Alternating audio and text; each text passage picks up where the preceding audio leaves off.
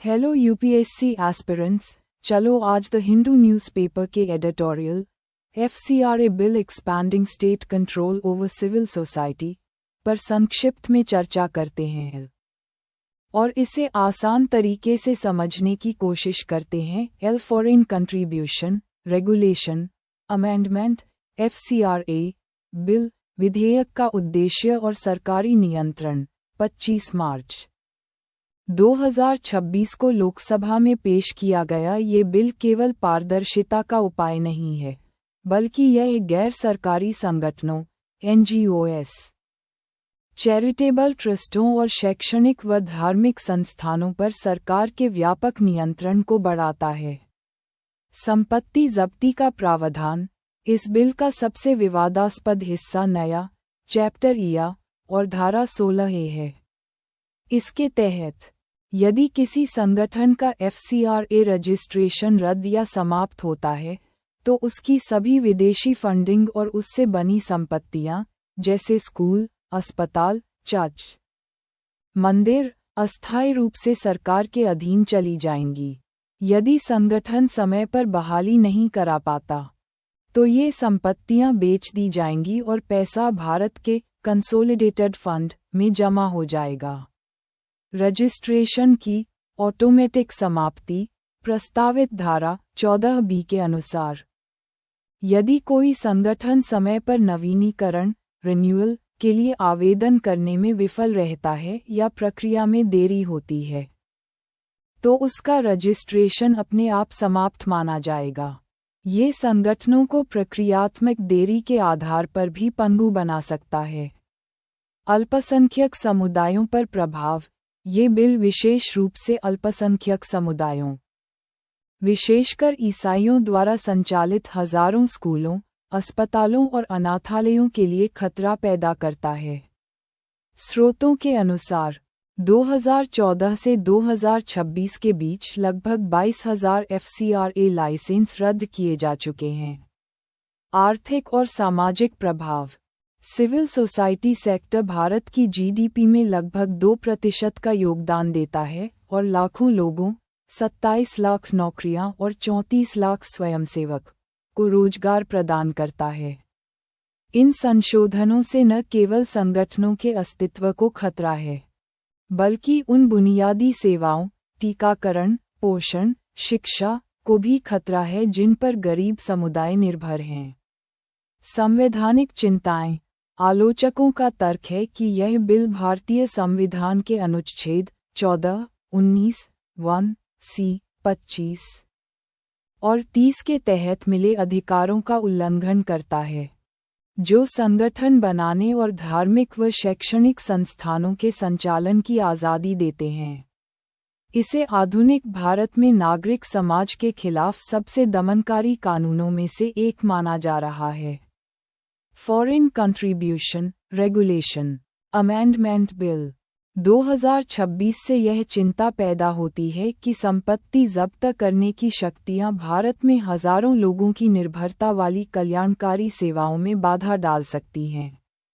Foreign contribution regulation amendment FCRA bill 2026, जिसे 25 मार्च 2026 को लोकसभा में पेश किया गया था, ये केवल एक सामान्य रेगुलेटरी उपाय से कहीं ज्यादा है। हालांकि इसे बेहतर पारदर्शिता और राष्ट्रीय सुरक्षा की दिशा में एक कदम के तौर पर पेश किया गया है, लेकिन यह एग्जीक्यूटिव सरकार की शक्ति को काफी बढ़ाता है। यह एफसीआरए को विदेशी फंडिंग को रेगुलेट करने वाले कानून से बदलकर ऐसा कानून बना देता है जो गैर सरकारी संगठनों NGOs, चैरिटेबल ट्रस्ट और शैक्षणिक व धार्मिक संस्थानों पर सरकार का व्यापक कंट्रोल बनाता है। निगरानी से हद से ज्यादा दखल तक मौजूदा एफसीआरए व्यवस्था पहले से ही किसी भी लोकतंत्र में सिविल सोसाइटी को रेगुलेट करने वाले सबसे सख्त नियमों में से एक थी। 2020 के संशोधनों ने सख्त पाबंदियां लगाई थीं। सभी विदेशी योगदानों को नई दिल्ली में एक ही बैंक शाखा स्टेट बैंक ऑफ इंडिया से गुजरना जरूरी था, प्रशासनिक खर्च की सीमा को 50% से घटाकर 20% करना। छोटे संगठनों को सब ग्रांटिंग पर रोक लगाना और सस्पेंशन की शक्तियों का विस्तार करना। इन उपायों ने ही हजारों एनजीओएस को बर्बाद कर दिया। खासकर हाशिए पर मौजूद समूहों की सेवा करने वाले छोटे धार्मिक और चैरिटेबल संगठनों को। 2026 का बिल इससे कहीं आगे जाता है।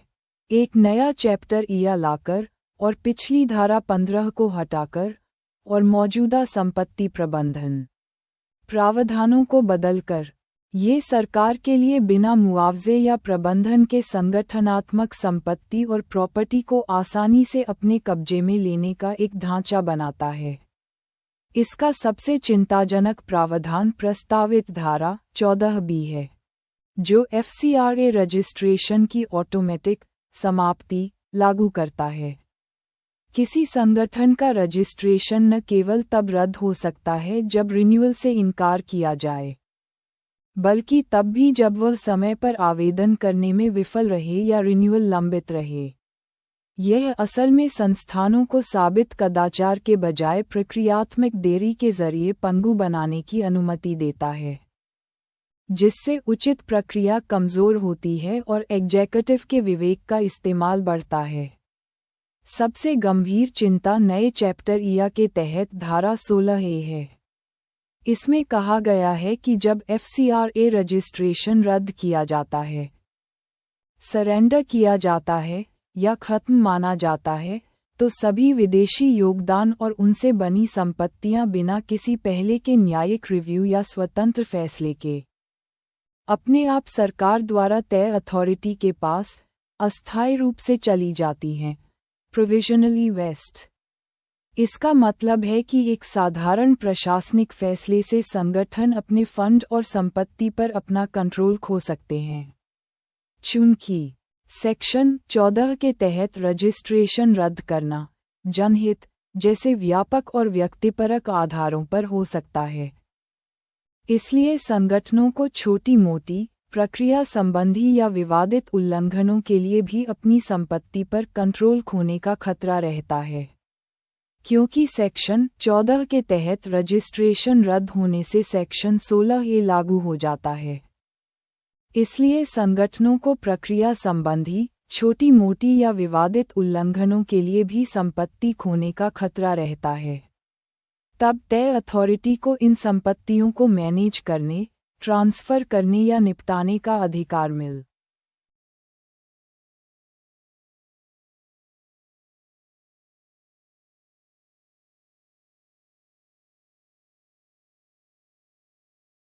जाएगा और बिक्री से मिली रकम भारत के कंसोलिडेटेड फंड में जमा की जाएगी। ये प्रावधान खास तौर पर बहुत व्यापक है क्योंकि इसमें देश के अंदर और विदेश से फंड की गई संपत्तियां शामिल हो सकती हैं, जिससे दशकों से बने स्कूल, अस्पताल, अनाथालय, धार्मिक संस्थान, चैरिटेबल संगठन और पूजा स्थल जैसे चर्च, मस्जिद और मंदिर सरकार के कंट्रोल में आ सकते हैं। तय अथॉरिटी को दिए गए अधिकार असाधारण हैं।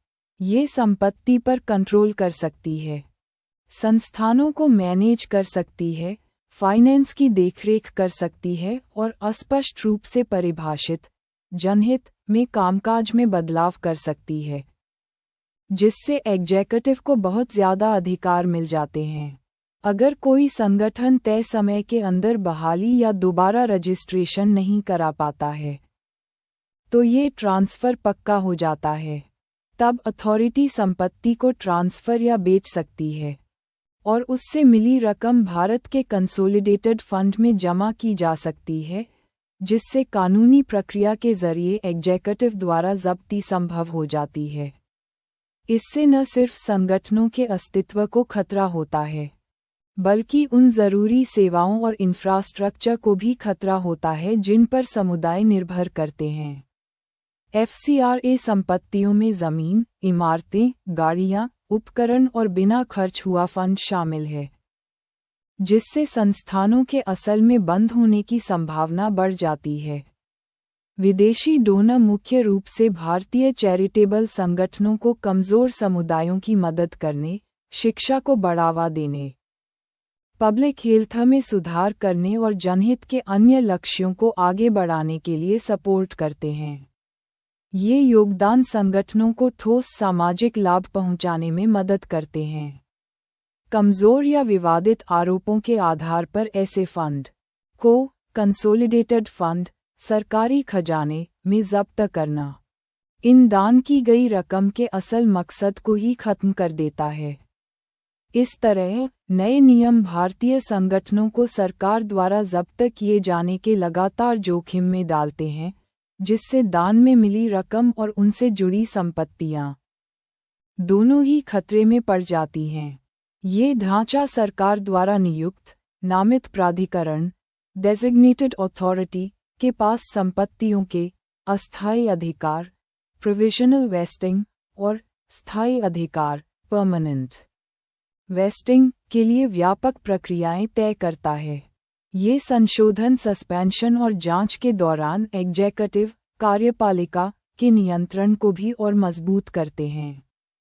संशोधित धारा 13 ये संगठनों को सस्पेंशन के दौरान पहले से मंजूरी लिए बिना अपनी संपत्ति का प्रबंधन करने से रोकता है, जिससे उनके कामकाज पर बुरा असर पड़ता है। संशोधित धारा 43 लागू करने की प्रक्रिया को केंद्रीयकृत करती है। इसके तहत किसी भी राज्य एजेंसी को FCRA उल्लंघनों की जांच करने से पहले केंद्र सरकार की मंजूरी लेनी होगी। मुख्य पदाधिकारियों की व्यापक परिभाषाओं और पदाधिकारियों की बढ़ी हुई व्यक्तिगत जवाबदेही के साथ मिलकर ये बिल डर का माहौल बनाने का जोखिम पैदा करता है, जिससे नागरिक समाज की भागीदारी हतोत्साहित होती है।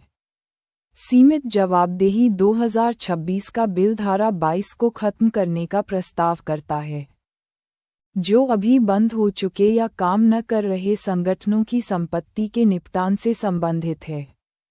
कानून में FCRA लाइसेंस, अनुमतियों, पंजीकरण और नवीनीकरण को मंजूरी देने या अस्वीकार करने के लिए स्पष्ट समय सीमा का भी अभाव है। इससे अनिश्चितता और देरी होती है, जो विदेशी फंडिंग पर निर्भर परियोजनाओं में बाधा डाल सकती है और कमजोर समुदायों पर बहुत ज्यादा असर डाल सकती है।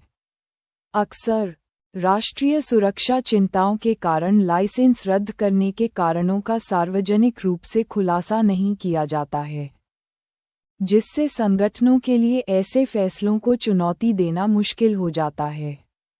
प्रक्रियात्मक खामियों के कारण लाइसेंस रद्द या सस्पेंड किए जा सकते हैं, जिससे समुदायों की सेवा करने वाले संगठनों के बंद होने का खतरा पैदा हो जाता है। अल्पसंख्यक समुदायों, विशेषकर ईसाइयों पर पड़ने वाला असर विशेष रूप से चिंताजनक है। ईसाई संगठन हजारों स्कूल, कॉलेज, अस्पताल, अनाथालय, आदिवासी कल्याण निकाय और धर्मार्थ ट्रस्ट चलाते हैं, जिनमें से कई को चर्चों, प्रवासी समूहों और मानवीय एजेंसियों से लगातार फंडिंग मिलती है। केरल, तमिलनाडु, नागालैंड, मिजोरम और मेघालय में ऐसे कई संस्थान हैं। यह एक तथ्य है कि अल्पसंख्यक ऐसे धर्मार्थ संगठन चलाते हैं जिनसे मुख्य रूप से बहुसंख्यक आबादी को लाभ होता है। धारा 16A के तहत यदि उनका पंजीकरण समाप्त हो जाता है, नवीनीकरण में देरी होती है या रद्द करने की प्रक्रिया शुरू हो जाती है, तो सरकार इन संगठनों का नियंत्रण अपने हाथ में ले सकती है।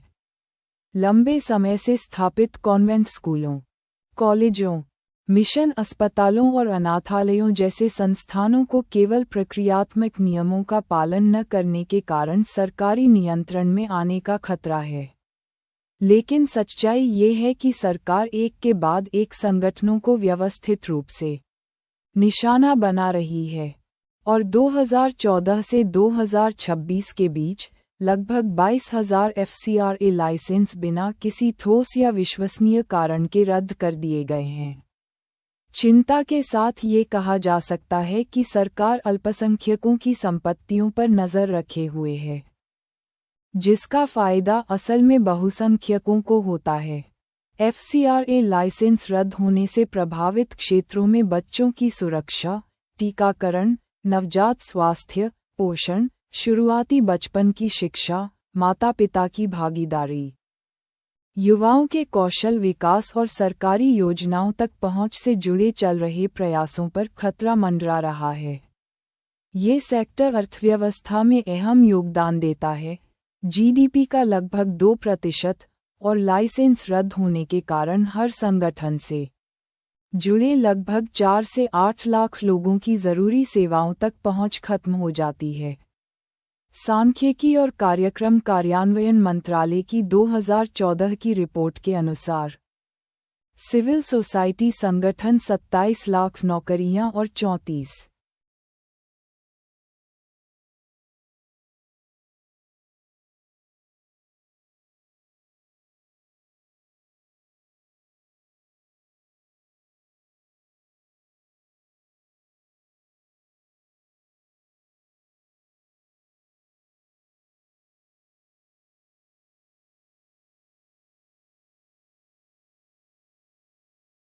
लाख पूर्णकालिक स्वयंसेवक तैयार करते हैं, जो सार्वजनिक क्षेत्र के रोजगार से कहीं ज्यादा है।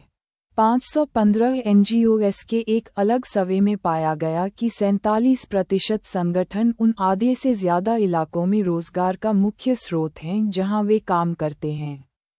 ये संशोधन न केवल संगठनों के अस्तित्व के लिए, बल्कि लाखों लोगों द्वारा इस्तेमाल किए जाने वाले बुनियादी ढांचे और सामुदायिक संसाधनों के लिए भी खतरा पैदा करते हैं। संवैधानिक अधिकारों पर खतरा आलोचक इस बिल को सिविल सोसाइटी और अल्पसंख्यक संस्थानों के लिए एक गंभीर खतरा मानते हैं।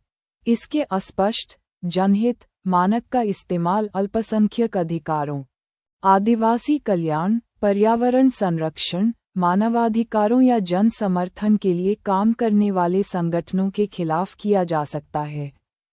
इसका नतीजा ये हो सकता है कि दानदाता, ट्रस्टी और स्वयंसेवक ऐसे संगठनों का समर्थन करने से पीछे हट जाएं। ये बिल अनुच्छेद 14, 19, 1, C, 25, 26, 29, 30 और 301 के तहत संवैधानिक चिंताएं भी पैदा करता है। कार्यपालिका में व्यापक शक्तियां केंद्रित करके ये संगठन बनाने की आज़ादी, धार्मिक और शैक्षणिक संस्थानों की स्वायत्तता और संपत्ति के अधिकारों को कमज़ोर करने का जोखिम पैदा करता है। विदेशी योगदान के किसी भी नियमन के साथ उचित प्रक्रिया, स्वतंत्र निगरानी और मनमानी सरकारी कार्रवाई से बचाव के उपाय होने चाहिए। ऐसी सुरक्षा के बिना इस बिल के आधुनिक भारत में सिविल सोसाइटी को प्रभावित करने वाले सबसे दमनकारी कानूनों में से एक बनने का जोखिम है। Thank you for listening this discussion ऑक बाय